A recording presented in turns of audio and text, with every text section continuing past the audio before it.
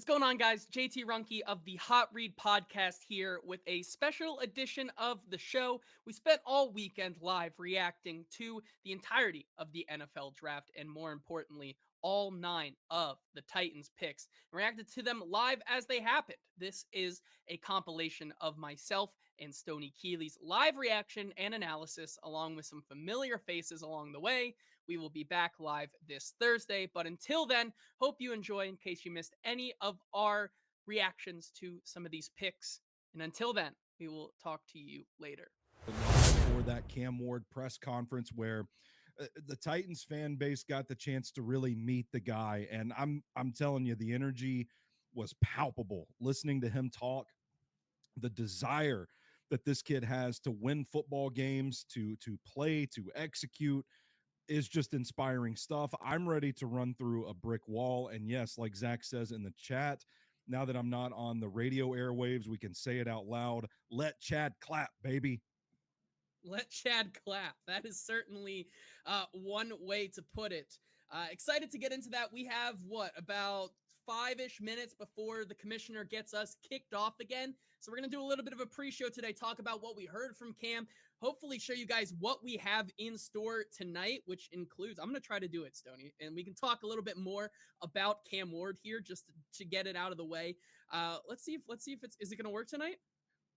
Are we working tonight? Hey, We there are we working go. Look tonight. at Cam that. We Ward. got the highlights. This is what you guys are going to get all night. Some highlights from different prospects throughout the night, but just talking about Cam Ward and what we heard from him today. Ooh, You man. look at the player. Cam Ward is truly special with what he can do with the ball, right? And I thought the most interesting nugget we heard today from his press conference is how underrated he feels his vision and his ability to process downfield is. I thought that's something that as we've come along, and I know you wrote a little piece over on Stacking the Inbox about how we've gotten to Cam Ward. It's one of the biggest things for me, especially right here. The thing you're getting with Cam Ward that you don't get with Will Levis is his ability to stay in the pocket like that, especially in the Syracuse game. You watch how much pressure in his face and he never wavers. It's really impressive. And I think that is something that shows you a little bit different side of him than what you have with Will Levis. We talk all about those traits all season long, about the turnover worthy plays, playing Superman. But if you're not able to stay in the pocket and trust the process on some of those Superman worthy plays, you're going to end up like a Will Levis. That's what Cam Ward does differently, I think, at the end of the day.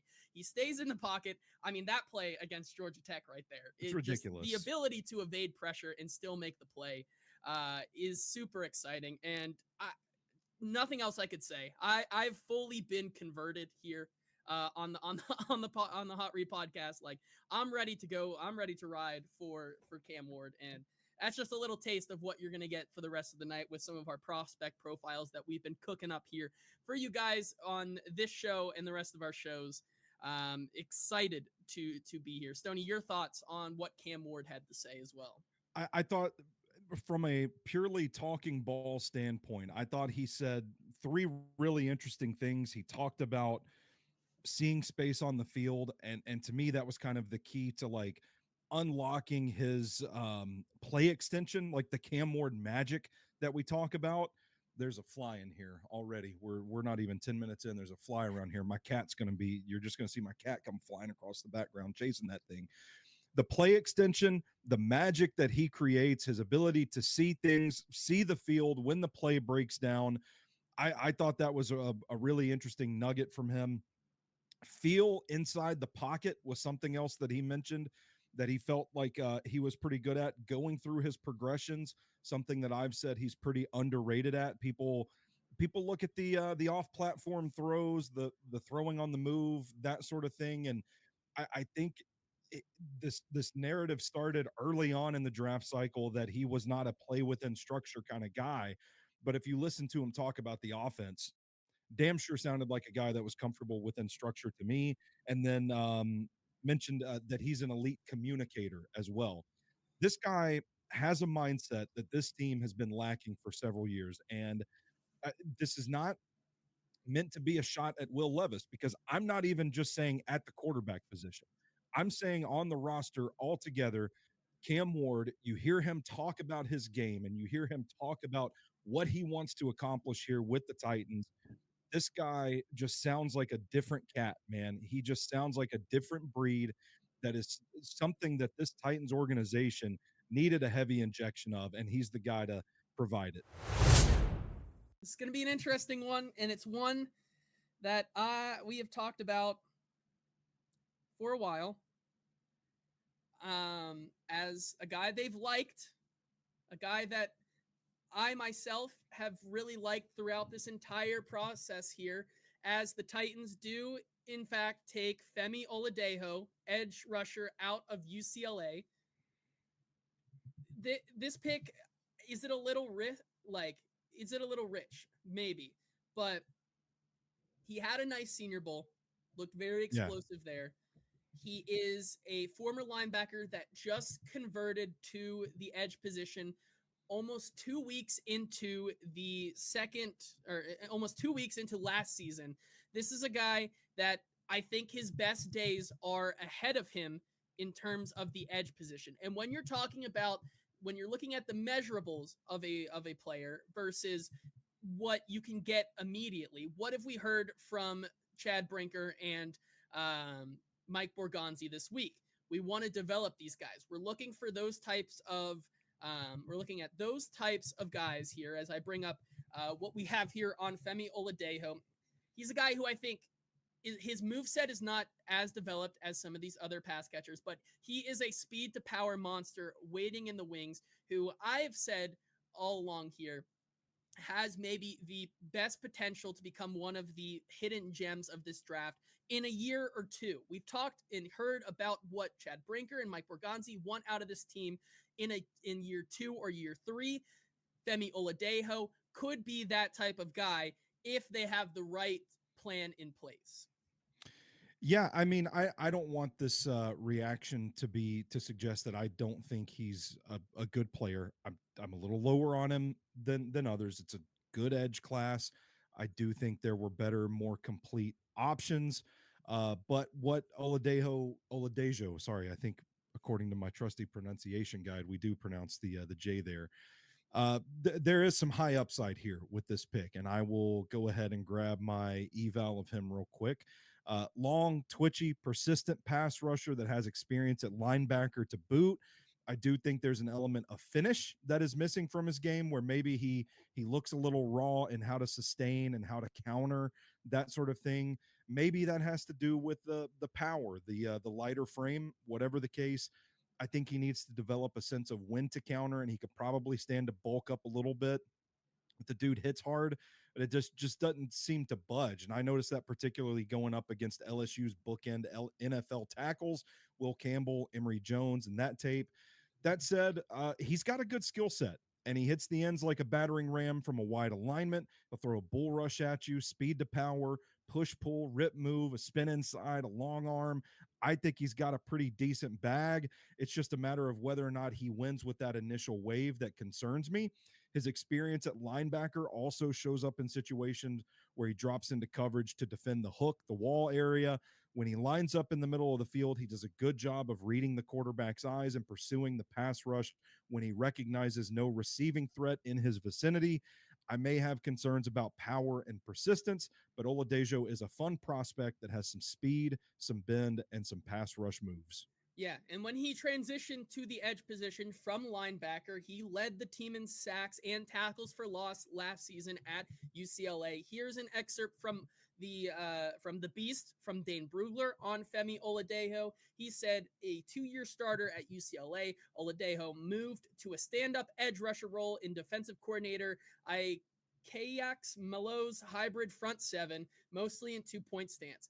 After playing Mike linebacker for 2 seasons at Cal in his first year at UCLA, where he was 255 pounds, he transitioned to his new position 3 games into the 2024 season.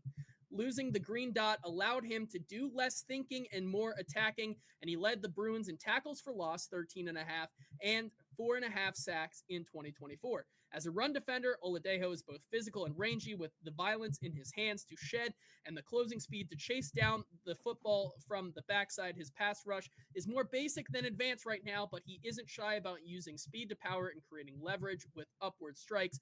Overall, Oladejo offers pass rush upside as he continues to evolve his attack plan and arsenal moves, but he has the disruptive qualities, his power and effort to see immediate NFL snaps. He has 3-down potential, although convincing NFL teams that he is coachable enough to reach his ceiling will be the key for him throughout the draft process. So essentially what I said at the beginning there, right? The bottom line is here. Chad Brinker and Mike Borgonzi are looking for guys who in this trait-based system are going to prove and give you dividends down the road in year 2 and year 3.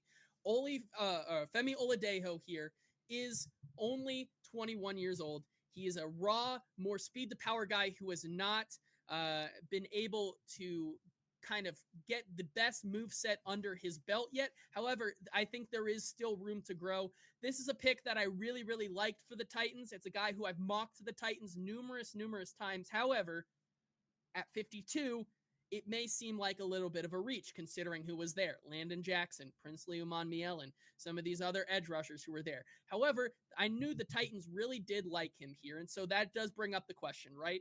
At 82, do they end up going, somewhere with the defensive tackle? Do they go wide receiver? It's going to be really interesting to see. Yeah, absolutely. JT, I'm getting a little bit of I don't know if it's feedback or some wobbly. I don't know if it's in my headphones or if it's if you're doing something. It sounds like the mic's moving. Am I good now? Hello? Am I good? There we go. Yeah. Oh, okay. That's good. Yeah. Tommy says he's young and hasn't been playing edge long. He's been playing edge. He's started playing the edge rusher position 3 games into the 2024 season there. Zach also does bring up, don't forget the religious group he is a member of that has been banned from college campuses nationwide. Whatever that is, that's something we'll have to talk to him. Brugler had Jackson and Birch and Sawyer ahead of Femi. Jacob says, question, would you rather have him or Nick Scorton? Personally, I'm going Oladejo. I don't know about you, Stoney, but I'm going Oladejo over Scorton. If those are my 2 options, yeah, probably, because I like upside, and I do think Oladejo has higher upside. Yeah, I agree there. Someone asked for the RAS score. I'm seeing if I can pull that up here as the Buccaneers go right after the Titans and take Benjamin Morrison out of Notre Dame. Let me see if I can find that RAS score for Femi Oladejo. Let's see here. I had... Femi Oladejo did not qualify for his measurements. However, he had a 9.24 out of 10 vertical, and 8.43 out of 10 vertical. But yes, a little bit undersized at the position. 6'3", 259 officially at the combine with a 20 bench. So, but 33.8 arms will play at the next level. It's all about what the Titans staff in Ben Bloom and the rest of the coaches will be able to do with him in order to unlock that next level for Femi Oladejo, because he is so raw at that position, right? I think you give him some time, and this is a pick more for what they said in their press conference, not for the now, but the future, something we've been talking about all along. It may seem like a reach at this point in the draft's kind of landscape. However, I do think that this is a pick that has the potential to pay off down the road. He was one of my favorite players, so I'm very happy with this pick. At 52, maybe kind of knocks it down just a peg or two, but he is one of my favorite guys in the class. I really did like him. Kevin Winston, 21 years old, 6'1", 213. Looking at his measurables here. 33 1/8 arms, 79 3/4 wingspan, a 4.5 140. Did not participate in any of the other drills. He left the 2024. So hold on, let me see. We'll start here in the Beast. A 4-star recruit, Winston was the 28th ranked safety in the 2022 recruiting class and the number 8 recruit in Maryland. He received an offer from his home state, Maryland, during his freshman year, and later added offers from Boston College, Michigan State, Notre Dame, Oklahoma, Ole Miss, Pittsburgh, South Carolina, Syracuse, and Tennessee. He had his heart set on playing for Penn State. However, after participating in the LeVar Arlington A11 All-Star Bowl in 2018, Winston picked up an offer from head coach James Franklin in May 2020 and narrowed his choice down to Maryland or Penn State before officially committing to Franklin the summer before his senior year. He was the 14th ranked recruit in the Nittany Lions 2022 class. Despite suffering a season-ending injury early in the 2024 season, Winston elected to skip his senior season and enter the NFL draft. Summary: a one-year starter at Penn State, Winston was the boundary safety high and low in former Nittany Lion defensive coordinator Tom Allen's 4-2-5 base scheme. He became a starter as a sophomore and put himself on the NFL map before a knee injury wiped out his 2024 season. That injury complicates his draft evaluation. A standout run defender, Winston is quick to trigger, deliver pop at contact, and stay balanced in his finishing technique to avoid misses. His coverage reads are inconsistent, especially from depth, but he offers man cover skills versus tight ends in big slots. Overall, Winston is still green in the way he diagnoses play development, but the tools are there for him to eventually become a quality NFL starter if he's given a specific role and allowed to grow into the scheme. Rush should be expected during his rookie season. All right. Once again, and the pick immediately after the Titans is Caleb Johnson, so we don't have to worry about him. Whew, we dodged that bullet. Kevin, once again, from that last line, it looks like we're subscribing to this motto of this is a draft for this player to develop 2 to 3 years down the road. He did not play in 2024. Yeah. Looks like from a coverage perspective, he is not the most savvy, the most sound, pro-ready type of guy. Looks like he is a better run defender than he is, as a pass defender, of reading the coverage and understanding his job. However, it's hard to evaluate a guy who missed his entire 2024 season, and it certainly goes off into a direction that we have not seen the Titans go. Specifically, when we talk about a team that has wanted to stay away from massive injury concerns with their players, Kevin Winston is a player that does not exactly meet that mark. Yeah, we got pretty late into our process on the Stacking the Inbox draft guide, and Kevin Winston Jr. was one of those players that was outstanding at the 11th hour because I just didn't watch a whole lot of the Penn State defense because outside of Abdul Carter, just didn't really get around to it. And I kind of looked at it and I thought, this looks like a pretty good player, but I'm just going to skip him on this draft guide because he only played in like 2 or 3 games in 2024. And there's no way the Titans are going to pick him with such injury questions. And now I'm sitting here with fucking egg on my face. Do actually have some positivity. So come to find out, for whatever reason, it escaped my mind when I am scraping the data from our studio for the two-tone blue dudes, the Titans fit ratings. Yeah. That I did not realize that, I probably need to go back and get 2023's data because Kevin Winston, not Femi Oladejo, who only has 4.5 sacks. But I was like, I need to go back and get his 2023 data. And so what come to find out is that once I add in the 2023 data, he is the second highest rated safety according to the Titans fit ratings. Now, for those that may not know what the Titans fit ratings are, and if you're not subscribed to Stacking the Inbox, you should know.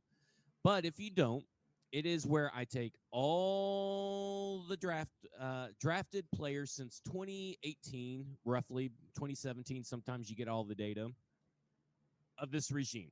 So Dave Ziegler, Reggie McKenzie, Chad Brinker, Mike Bergonzi, Brian Callahan. Then I also will add in Denard Wilson since it's defense. And then I'll also add in Steven Jackson since it's defensive backs and all that kind of stuff. 94 overall, 94 out of 100 he qualified for, by the way. What's important to note is that he scored a 37 out of 40 on the field metric because he was fucking phenomenal in 2023. There we go. That's what I like to hear. Okay, so here we go. You guys ready for some stats on Kevin Winston? Yeah. These are all stats that translate to the NFL. 90.6 run defense grade last year, an 86.8 coverage grade, which is roughly top 5, top 6 in the class. He had 0 missed tackle rate. He did not miss a tackle. Damn. In 2023 in all the games. That's the only time he fully started a whole season. He had 21 defensive stops. He only allowed 0.455 yards per coverage snap, 3 pass breakups, which the average is about 4.1 for the Tennessee Titans because he is safety. You don't get a lot of pass breakups typically. Mm-hmm. And he allowed an 81.5 passer rating. So if you wanted some positivity about Kevin Winston Jr. is that when he is healthy and he plays a full season, he is elite. The Tennessee Titans took overall consensus board player 203, wide receiver 19 on the consensus board that Harif Hassan puts out. To put that into context, also Stoney had him at wide receiver 20. Dane Brugler had him at wide receiver 18. So they took, instead of taking the consensus wide receiver 7, they go all the way down deep into the bag to draft a guy that is essentially the Des Fitzpatrick pick. Ooh, it's lower stakes than that, but it's lower stakes than Des Fitzpatrick. Des Fitzpatrick was lower stakes. What you gave up, I mean, at least in my opinion, at the time, the opportunity cost of that is not the same as the opportunity cost of this. But I hear what you're saying. Yeah, I mean, it's a 4th round pick, the very beginning pick. Yeah. So that is a lot different, I think, than that's fair. And they drafted a guy that maybe was there in the 7th round, more than likely. I mean, they sure didn't think so. I don't know. Yeah, well, I mean, I don't trust them because they drafted a guy with 4.5 sacks that's only played. We had heard in the last month that the league liked both of the Florida receivers a little bit better than. Where did you hear that? I have not heard that anywhere. Oh, I know. I had. Did you just hear that from your Titans people? It's hard to keep things straight, so maybe I don't know. Where did you hear it from? I just made it up is what you did. The rambling on Twitter. I mean, I've listened to like a dozen different podcasts of like the day 3 guys we're not talking about from PFF. Yeah. And they would. Those are guys but y'all do realize 7th and 6th round is in day 3 still. Yes. Yeah. Okay. So I know, but on those podcasts, it's people like Daniel Jeremiah coming on. What is okay? I'll thank God Scadabo's off the board. Who took him? The Giants? The Giants. I got to text my father-in-law. He's a big fan. Of Scadabo? Yeah. Because he saw him that one time in the playoffs? Well, he's a Giants fan, and we've been texting about Cam Scadabo several times. Yeah, this is a great pick for casual Giants fans because they know who this guy is. Let me pull up this YouTube I did like chat. how you started off the stream. It's like a band name, football and the F words. Football and the other F words? Yeah. And that other F word is fuck. I mean, listen. If we're setting a precedent here, Chimere Dike crashed the stream initially. So what are we in store for 120? I'm conflicted on the pick because it's a guy well, we've already thought the building was going to blow up, so maybe that's what happens. There's a gas leak. Yeah. The two things that are true for me are that I liked Chimere Dike as a Titans pick, but it wasn't this pick. You know what I mean? Like, if you had told me they came away with him, I would have been like, oh, yeah, cool, I like that. Well, I think that must be the theme. Every other pick has to be a fucked up pick. So the next one's going to rock. The next one should rock. Maybe we'll get Jalen Royals in the next one. So it'll be like that time that the Lions took. Who did the Lions take that year when it was your boy in the first? Jack Campbell. And then they took Brian Branch. Yeah, and we were like, well, if you just flip the picks that they had in the first and the second, it makes sense, and it actually worked out. What if they get Jalen Royals at 120? That will make me feel better. And then we can just all in our minds pretend that they were flipped picks. Exactly. No, I'll flip Chimere Dike with whoever they draft in the 6th because that's proper. When they take Braden Swinson in the 6th round. Yeah. Okay, so let's talk about. We printed off our draft guides. Me and Stoney each got one. So I'll start with the data. You can start with the film. He actually is one of the highest. Him and Elijah Badger were like two of the three top three, if I'm not. Man. Yeah, Florida boys. Overall, he scored a 93% out of 100, 91% out of 100 on the physical, 98% on the athletic, and 98% on the field. So, I mean, not surprising they liked him. No, obviously. but I mean, he was probably at the Senior Bowl the other guy to Isaac Tesla, like the guy that rose. Like everybody knew Jalen Royals and everybody knew the other guys there, but except for Brew McCoy. Brew McCoy, quit because he's a crybaby. It's future Tennessee Titans 7th round pick. Craig trade up to get him. They're going to trade up again. Craig pick. Woodson just went off the board with Good New safety. England. That's a Mike Great Vrabel safety. Pick. It's a Mike Vrabel pick. So it's kind of like I don't hate the player, But where they I just hate the value. Yeah. And I don't understand why they skipped over so many wide receivers. Like, I could understand, I know a lot of people wanted Andrew Armstrong. Mm-hmm. Yeah. I'm okay with taking There's only one good Chimere Arkansas player DK. in my heart, so I don't care. Yeah. I'm okay with taking Chimere DK over, that kind of guy. But like Jalen Royals, I mean, Steve Smith. I knew I was setting myself up for failure when I decided, I'm going to go see what Steve Smith said about Jalen Royals. Like an idiot. Why would I do that to myself? Because I know we're not going to get him if I do that, and I did it anyway. It's the fact that you can pick anybody. I'm upset Start that at they day didn't 3. take a Humanor, but I'm just now being told by my high-level sources that a Humanor apparently has some injury stuff, which kind of Ooh, that's spicy. That makes sense. Which means they can get him at a value in the 6th round, and then I can do cartwheels throughout. Let's see if do we know if reception perception has DK in here? Did he run enough routes to qualify? Oh, maybe not. That would be the other thing. He's a returner, by the way. Let's see. My dad knows I'm doing something today. Let's see what he wants. Hello?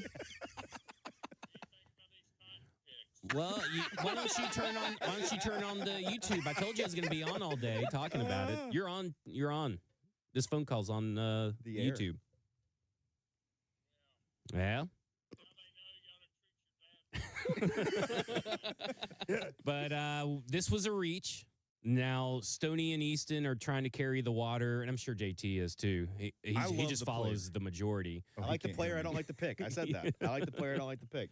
But this was definitely a reach for sure.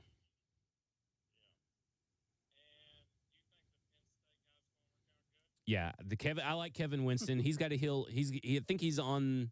He's pretty much, I think 90%, 80% is what I heard last night. He said he's good to go. Yeah, so I think that he'll be really good. He may not be good this year, but he'll be good next year. Yeah. The guy they drafted in the 2nd round, don't even worry about learning his name.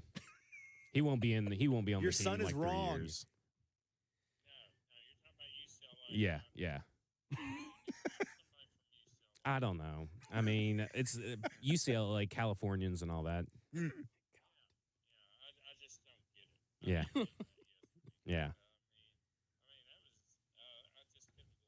I love that he Yeah. on the air and doesn't. I know. They love reaching for people. Listen. Can you see the chat, Zach? All right, I gotta go. I need to see. All right, love you. That was wholesome. Yeah.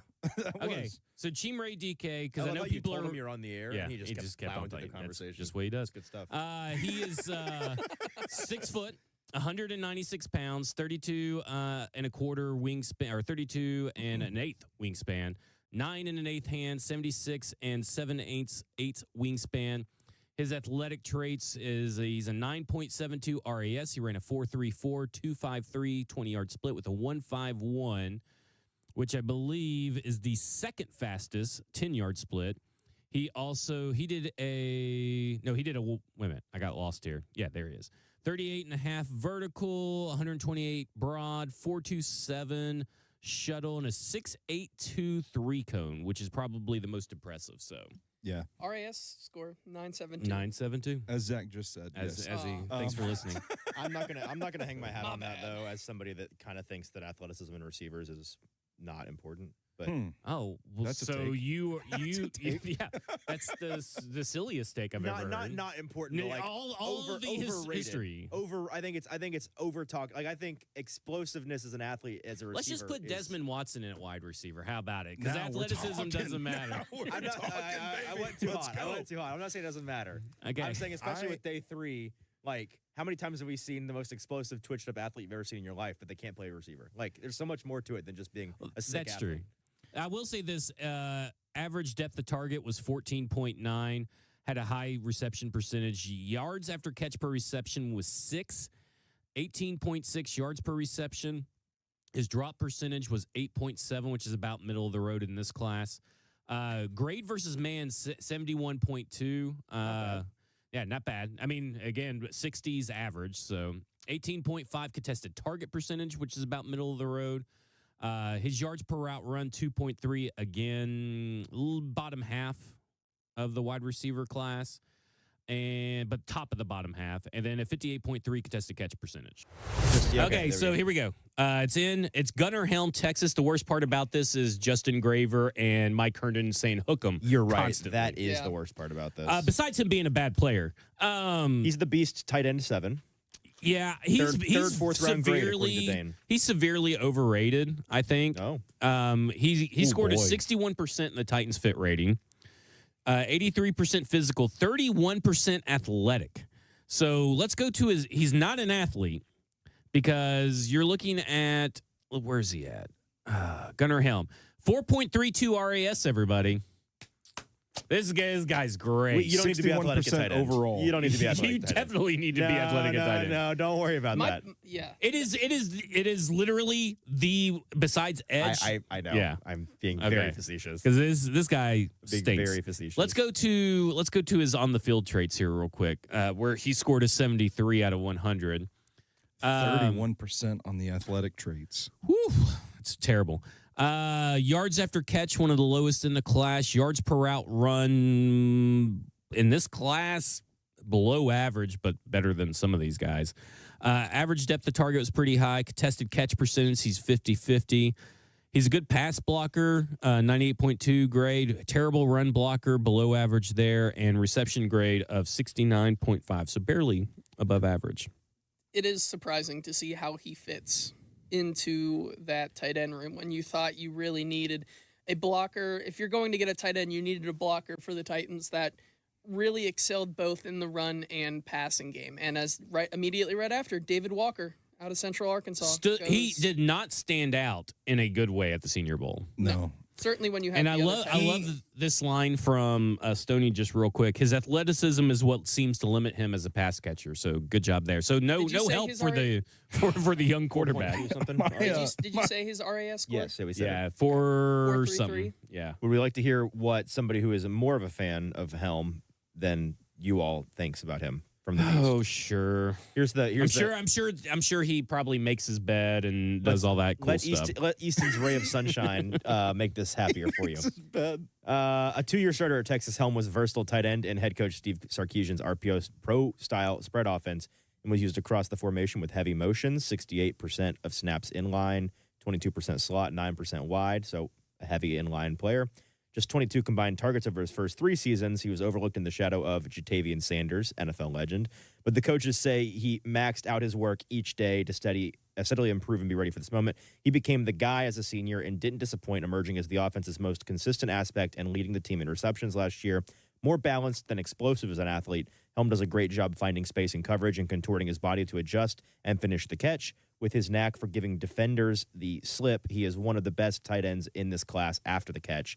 Overall, Helm will need time to adjust to the NFL physically as a blocker, but he has the toughness and pass-catching talent to become a 3-down player. His tape shows a possible mismatch weapon, but his lackluster combine performance will give some NFL teams pause. 3rd or 4th round grade.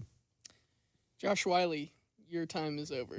Josh Wiley, you are on the clock. You are on the clock. Is this in the trade? Of course, effing commercial. We're still behind. The Raiders are just now walking up with some random guy. It's Matt Patricia. Is it? I have peeps all over my chest. I do too. It's everywhere. Jeffrey Bassa. Let's see here. I'm just naming people. I wouldn't hate that. Is Levis okay? Do we have anywhere that says about the tweet? They were at 141, right? Yeah. The Titans are on the clock at 136. That's all we've gotten. That's from Jim Wyatt. Braden Swinson. I hope DK and Royals isn't the next Dez and Amon-Ra St. Brown. Hemingway goes 135. Dang, that's wild. Okay. That just sent shivers down my spine because I said Des Fitzpatrick earlier today about the Chimere DK, and someone said, I hope that Jalen Royals is not Chimere DK's Amon-Ra St. Brown to his Des Fitzpatrick. We'll see. We don't know if Levis is gone. I haven't seen I anybody doubt say Levis that. is involved in a trade up that was 4 picks. Yeah. Here we go. Sam Brown Jr. Unless they traded him straight up for 136. Who was on 136? Baltimore, though. Yeah. Is Damian So that makes Martinez sense. So I don't still think available? Who? Damian Martinez Yeah. is available. Yeah. It looking like just a pick exchange. So probably they moved up, and then I guess the Ravens moved back. Y'all, if they go Damian Martinez here, I'm in. y'all gonna have to pick up my clothes off the floor. You're already red hulking it. I am. Maybe it's for Elick. It could be for Elick, A.O. Manor, Torrey Horton, Damian Martinez, Braden Switson. The fact that those 4 are there, that means that it's none of those 4. Fair enough. Braden Swinson. Let me pull up my eval for Jaden Blue then. Is that filled with information? They just traded up to pick 136, which was a compensatory pick the Ravens had. We know. I mean, why are all these people just tell us what the fucking trade is? We all know they did a trade. Easton, have you gotten the pick? Not yet. Not yet? Okay. All right. In All fact, right, the don't person I even let us texted know didn't that when even- you get it. The person I texted didn't even know that they had traded up. The pick is already in So we're for good. whatever in. it was. Well, if you trade up, you better know who it's for. Well, we don't even have the trade details. Oh, baby. Mike Borgonzi's on the phone. What's on the back? What's these shirts they got? They got all the. What's these shirts say? I Peach Easton, shirts? Yeah, Easton, What do what? Insider. Oh, I don't know. I'll ask when I go to the facility. Whoa! They took Ooh. Stanford. So a Umanor. They took Oh, a I don't Umanor? know. Paul Karski just tweeted out they took Stanford, the No. whole They took college. Stanford. They took the whole college. 136 and 183 for 141 and 178. If Oh, that's that's for a pretty good. Umanor, that's a first of all, who cares? That's fine. If that's for a Umanor, That's a great trade for the Titans, actually. Io Manor. If it's Iu Manor, we're so back. who else played for Stanford that's in this draft? There's a class? linebacker. No, There's shut a up, shut linebacker up, in shut this up, shut up, class. shut up, shut up, shut up, shut up. That's what it says. Is it a says Umanor? Titans traded to 136 to take Stanford. To take Stanford, whatever that means. I mean, Paul Thanks, Karski PK. said it. Dog. If Took they the did whole get fucking Io Manor, college. They took the whole college. They have drafted Stanford University. I mean, it's got to be Io Manor. Oh, I'm gonna be so happy. I quote tweeted Hey. it said took the whole fucking college. Badass. that's a baller move. They have GM Andrew Luck now on their team. And that If linebacker. it's listen, first off, I just want to say if it's Elick A.O. Manor, this Io is Manor. fantastic. Let's go. It's fantastic. Yes! This is fantastic value. Yes! That is great value. I'm gonna be your This best is friend. Elick. this is That's- sneaky the best. Boys. This is fantastic, fantastic value. Oh, And let me man. also say this. He played against Travis Hunter, and it's right up on the screen. 294 receiving yards. 190 of those 294 came against Travis Hunter. And now we get reruns of that. Yeah. In the NFL, And listen, I know I've given A.O. Manor a lot of crap, you have. but this is where the value was at for him. Yeah. He was never around. Absolutely. He was never 35 like the casting couch Well, boys he was thought. never 136 either. I would disagree, but I think that's crazy. I know the consensus thinks differently, I'm pretty He- surprised he fell out. I of the think top 100. I think if you took the injury concerns away, he would have been clearly a day 2 pick. well, he was overall consensus number 70. So they more than nothing make up for some of the other reaches. Right. they've In our done. heads, we can just flip Dyke and Yeah, DK. someone DK. told me about that about Isaiah Wilson and So here's what we're doing, right? First round was Cam, second round Winston, third round Iu Manor, fourth round Oladejo, fifth Gunnar Helm, other fifth DK. Right. There you go. That's the draft order. Just make it up in your head. Man. So I love the pick. So one of the only Pairing players in the him with- entire class that can be a true X. yeah. Yep. Yeah. Prototypical So size. there's your X. Prototypical athleticism. there's your wide receiver too Yes. in terms of the other outside wide receiver. Put him in I- an offense that does not blow chunks, and let's see what happens. Dude, I'm like Ridley, Lockett. What'd you have him overall? Flip Io to your Manor. big board. He was wide receiver. No, overall. Is the overall up there? Yeah, at the very beginning. Well, let's see. We're so back. 56. We're so back. 56. We're so back. 56. That's for a tweet. Read what you said about A.O. Manor. So I know people are going to cringe when I lead the eval with his run blocking, but it is truly a sight to behold. Mm-hmm. It's so much fun if you're into that sort of thing. Pause just real quick. This is an all-name draft class, by the way. All-timer. It's a crazy name. Femi Oladejo or Oladejo. Dejo. Terry McCormick's in a body bag. Yeah. Chimere DK. Yeah. Gunner, which is AR, which is Gunnar. teacher freaking autocorrect that now. Uh-huh. That's like Levi's and Levis all over again. And now Elick A.O. Manor. But continue. Io Manor. Io Manor. Io Manor run blocks with hatred in his heart, and I love it. And that's all I'll say about it. And this guy. I'm so sorry. They gave up nothing in that trade. Yeah. Right. That's what I'm saying. It was a great trade. This guy is one of the truly viable X options in this draft, and I still think there's a high ceiling for him to potentially hit. 6'2", 206. He's a physical presence in how he punches, but also how he runs hard.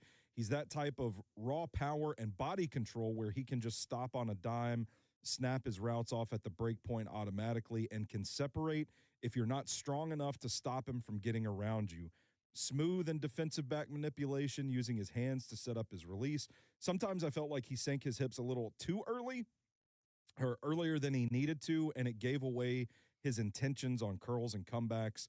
It allowed DBs back into the play, but by and large, he's a pretty crafty guy, and I don't like seeing blatant drops when the ball hits him in the hands and ricochets off of it, but he can stretch the defense horizontally and take his defender for a ride across the field. He's a true X that plays physically and can fight through tight coverage to create a lane for himself. Love the pick. I love it too. And all of a sudden, you're like Ridley, Lockett, DK, Io Manor, Helm, Chig.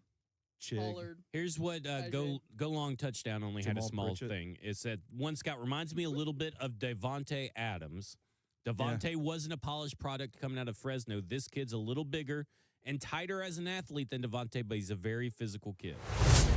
Say the pick. We'll say the pick. Oh, my phone's over there. I can't stare at my phone the whole broadcast, you know. I got to get this shoe off my foot at some point, man. My bunion's acting up. It's hurting. I got Rex Ryan's creeping around the corner. Big old square Flintstone feet. I can see where you're turning the pages. Well, I can see where you're turning the pages. The pick is in for the Titans. Oh, this one's got Bustin going crazy. Bustin. Don't say it. Don't say it, Trevor. Don't do it. Oh man. Well, now my heart's racing. You guys made you're gonna fucking love this. You guys made my heart's race. All four of them. Oh man. All four of them. Like Here it comes. Here it comes. Oh. Charles Davis is smiling. Oh yeah. Oh yeah. I don't know what they're probably not even. Oh yeah, you can't see Titans. the chat then right now. Oh, it's going crazy. The chat's going crazy. Oh, they love it. Everybody, yes, yeah. Let's go. Let's go.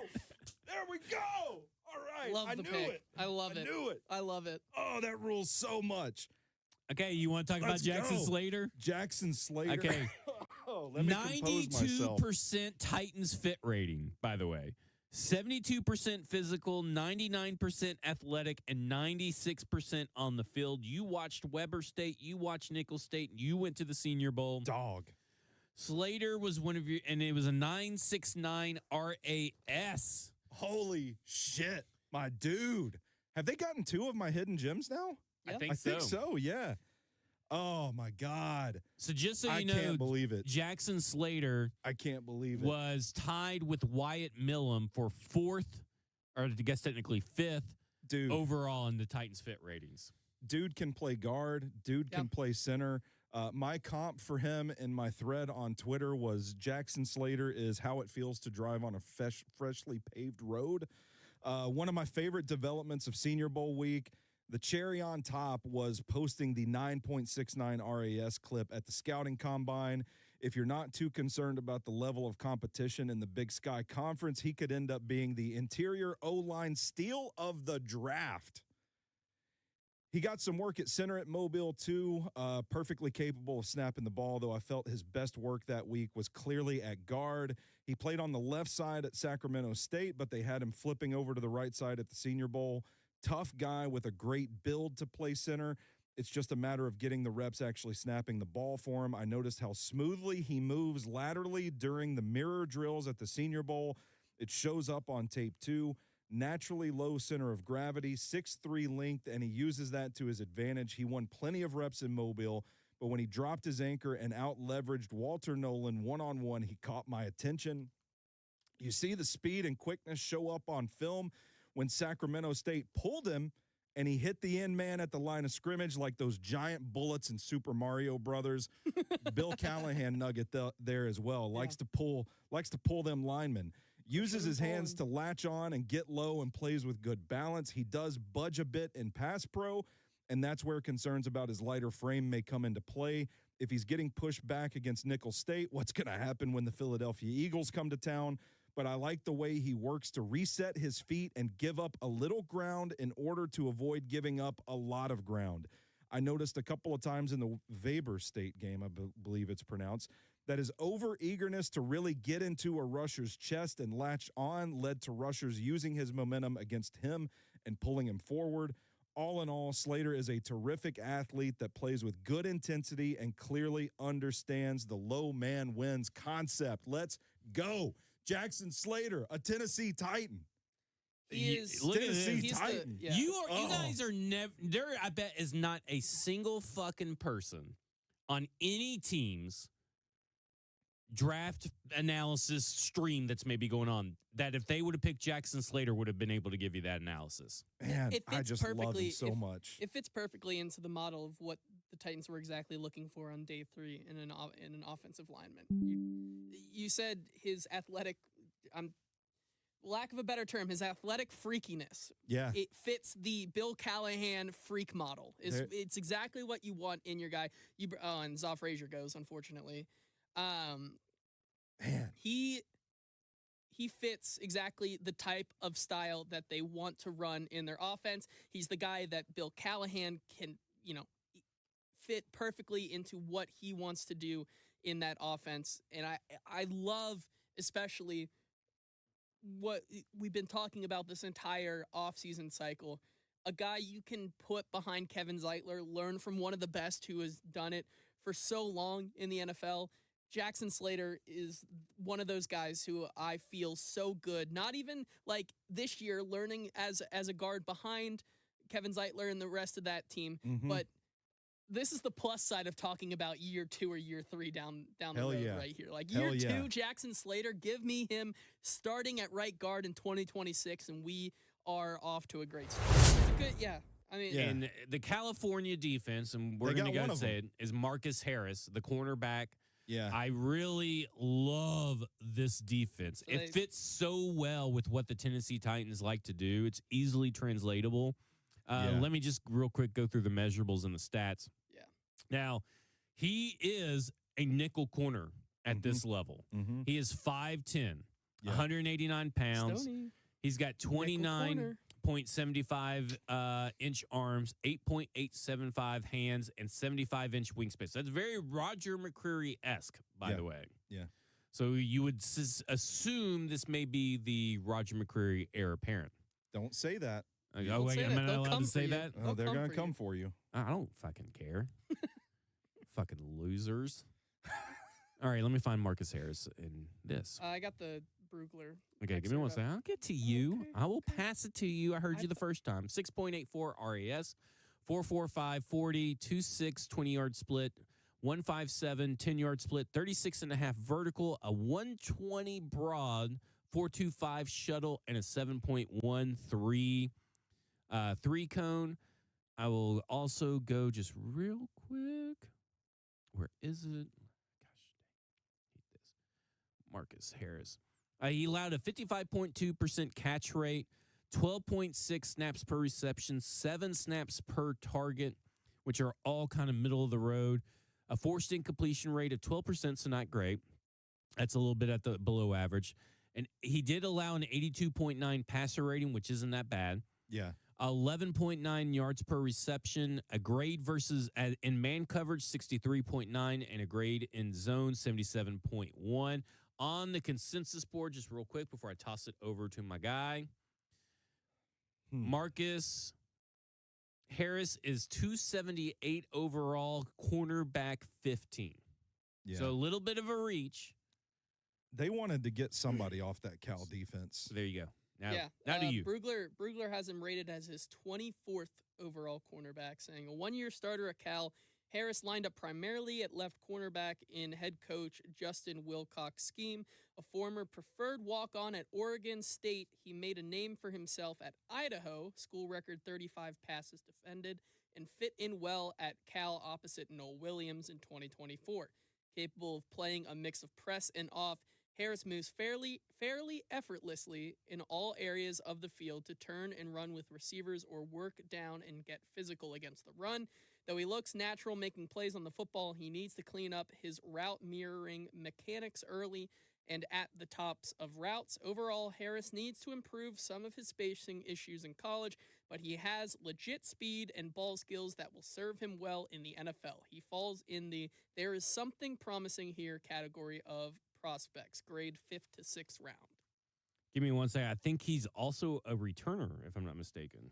Drew says, Rip Roger McCreary. I loved watching his 0 percentile arms lock shit down. Well, this guy's not better. 0%. Devin Neal goes to the Saints That's right a good after. Pick. That's a good pick. Good pick. Another running back off the board. So a lot of people think that this next pick has to be Martinez or Restrepo. You have to get one for Cam. You have to. I don't see any kick returns on this thing, but he has played a lot of special teams. So he is a special teams coverage unit guy. Sorry, Brugler said strength. Regular on kick and punt return coverages, also blocked an extra point in 2022. There you go. Special teams, let Fossil bone. And people are like, well, why would they get rid of Restrepo or Roger McCreary? I'm not saying that they're necessarily getting rid of Roger McCreary, but they have to. He's got 1 year left on his deal, He's right? on the last year of his contract. You have to find guys at certain points to replace him, and maybe they feel this is a guy that can replace him. Again, 2 to 3 years down the road. I don't know, Zach. Maybe the first call they made was to Marcus Harris. They hung up and they call Roger McCreary. Maybe we'll get another 7th round pick or something. Would that be something? Get. We're talking it's not important. Wrestling. It's not important. I missed what you just said, Stoney. We're talking it's not important. Wrestling. It's not important. But you said what about? Boom. Oh, Makes baby. all the sense in the world. This is so good. Makes all the sense in the guys, world. this is so good. We're back. I'm We're not going to spoil it. I'm not going to spoil it. But this is so good. This is a good way to end the day. Day 3. It came in the clutch. Because this was a guy that there I was. There are people in the chat already saying who, so we're gonna have to do some work here, guys. No, I meant like they know. And I mean, you guys, the chat, don't get excited because I'm excited because you guys are probably not gonna like it, but I love it. I mean, I don't know how you guys feel or anything, but I love it. I'm pulling up his. I'm in. I think, yeah. Oh, yeah. Talk about a guy that has no tread on the tires whatsoever. Dude, for real, man. Let me pull up the beast on him. Yeah, you definitely got to. I don't even know where if the consensus is at or anything, but like, I'm in.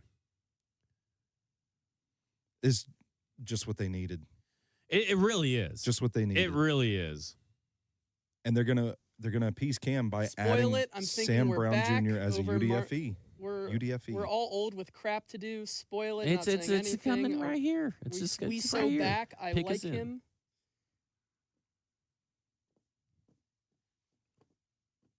Thank you for this, by the way, Zach. I don't know if I said thank you for it. This is amazing. No problem. I'm going to cherish this. I want them to bury me with this.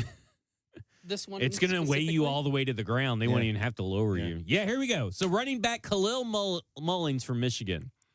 Love it. I love it. Fucking love it. Just what they needed in that rotation. Great value. JT alluded to it, untapped potential. He was kind of in a load share there at Michigan, not a lot of tread on the tires. This is a dude that can hammer in the run game. I would like to say Chris Frazier can all the way fuck off because he's trying to rain on my parade, and that's not going to happen today because Khalil Mullins is a fucking he's Mjolnir. Mjolnir, yeah. He is fucking awesome. I love it because here's my thing. They have two guys that I've kind of always viewed similarly in what they can do to a team with a team. And Khalil Mullins is insane. He is just a physical beast, and they have needed that for a long time. And look, I get that there are people out there, that don't get excited about running backs, but they have needed a guy that they can put in at the goal line. Yes. They needed a guy that they could put in a short yardage situation. They had too many times where Tony Pollard was stuffed, and then they start passing because they're too scared, and then it ends up in an interception or something. Yeah. This dude fucks. Yeah. I'm going to let you read 6'2", 226. I mean, you're going to put that guy in there, and he's going to body his way. Yeah. So what you're saying is we need to change the phrasing of that one viral tweet to say that cold beer hit my hand on a Friday like Khalil Mullins instead of Mjolnir. Yeah, okay. You need a hammer to punch in a touchdown in the red zone. Mullins is your guy. 226 pounds, 6'2", like JT said. He is a load, but the dude is built thick like more of a defensive end than a running back. He's all thick-limbed and filled out. You can tell this was one of the last evals I wrote when I was like 2 o'clock in the morning. My eyes were barely open. Mullins is a solid example of balance and power as a runner, but he has a little bit of burst to go with it. His 3 touchdowns in the Northwestern game are perfectly emblematic of his game. All 3 involved him mowing down at least one defender en route to the end zone. He flashes good hands on screens. I think there's some untapped potential there. Can handle a pitch, turn, and start moving upfield as well. He doesn't even try to elude defenders. His speed is adequate, but not electric.